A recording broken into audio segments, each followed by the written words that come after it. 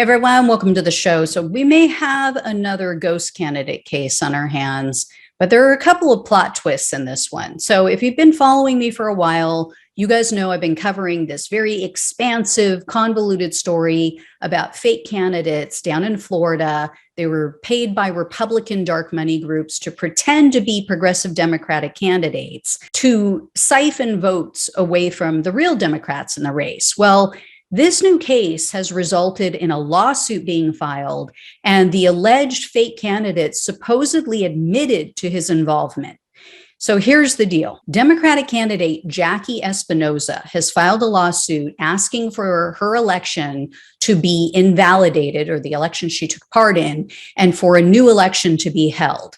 Espinoza alleges that a third candidate was paid to act as a spoiler in the race, to specifically siphon the Hispanic vote away from her, whereby handing the election to another candidate named Cheryl Grebe. Now, here's the first plot twist. All three of these candidates ran as Democrats. So it's usually a real Democrat, a fake Democrat, and then a Republican. In this case, Espinoza and Grebe were each running to be the commissioner for the District 4 in Osceola County. I think that's how you pronounce it, Osceola County in Florida. And they're both Democrats. And so then a third candidate named Carlos Irizarry entered the race. He received just enough votes to prevent Espinoza from winning. So Grebe, who was the incumbent, she received 3,629 votes. Espinoza got 2,919, and Irizarry siphoned off 953. Now, here's the second plot twist in all this. Espinoza, the woman who lost, and Irizarry, the man who's being accused of being the spoiler candidate, were lifelong friends. And he indicated to her that other people asked him to jump into the race. And Espinoza claims that Irizarry's wife admitted that her husband was only running for this commissioner's seat for the money. And Espinoza believes that Irizarry did this because his wife has cancer and she said he needed the money.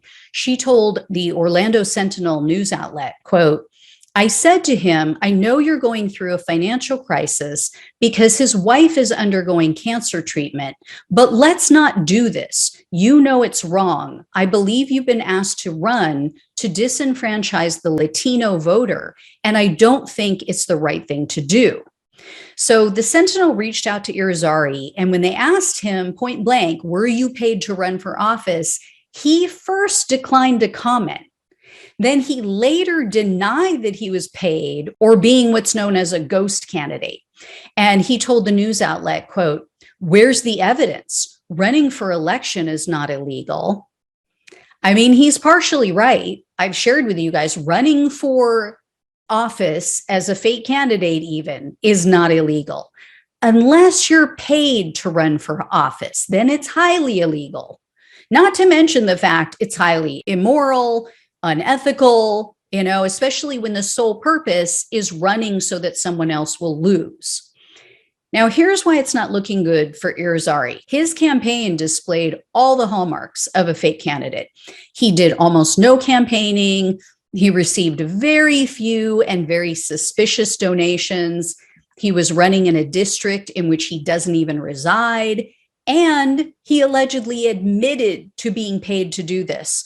So evidently, Irizarry did a radio interview. This was in July, and he told the host, a man named Peter Vivaldi, that he was going to take his name out of the race if he didn't get paid. Vivaldi told the Orlando Sentinel, quote, "I asked him who was giving him money, but he said he didn't know and just mentioned the good old boys club."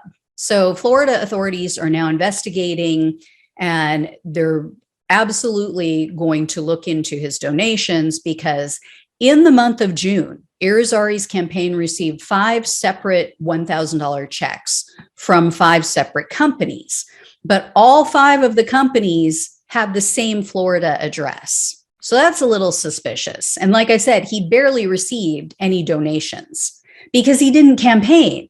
And according to Espinoza, one of the companies that donated one of these $1,000 checks employed a man who also worked for Grebe, the woman who actually won the race.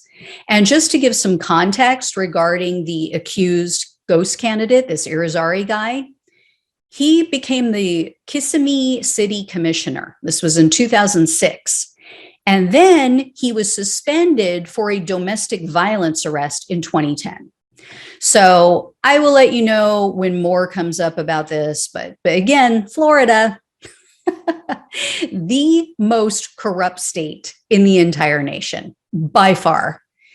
Anyway, guys, thanks so much for watching and listening. Take care, and I'll talk with you soon.